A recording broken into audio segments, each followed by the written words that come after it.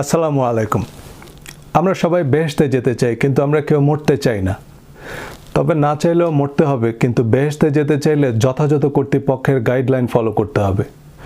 প্রতিদিন আমরা কায়মনোবাক্যে আল্লাহর কাছে প্রার্থনা করি, চালাও সে পথে যে পথে তোমার প্রিয়জন গেছে চলি। আর সে সরল সঠিক পথ আল্লাহ পবিত্র কোরআনে পরিষ্কার করে বলে দিয়েছেন।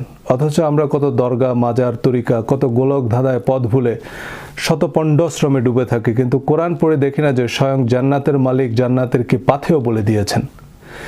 দেখিতে গিয়াছি পর্বতমালা, দেখিতে গিয়াছি সিন্ধু, দেখা হয় নাই চক্ষু মেলিয়া, ঘর হইতে শুধু দুই পা ফেলিয়া, একটি ধানের শীষের উপর একটি শিশির বিন্দু।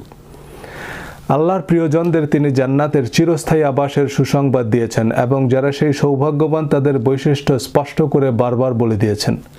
কিন্তু যারা ঘুমানোর আগে এই দোয়া, গোসলের পর ওই দোয়া পড়ে ইতিমধ্যেই বেহেশত কনফার্ম করেছেন এবং দিনে 5 বার সেই বেহেশতের চাবিতে শান দিচ্ছেন, তাদের জন্য এই ভিডিওটি কিছুটা আশায় গুড়ে বালি।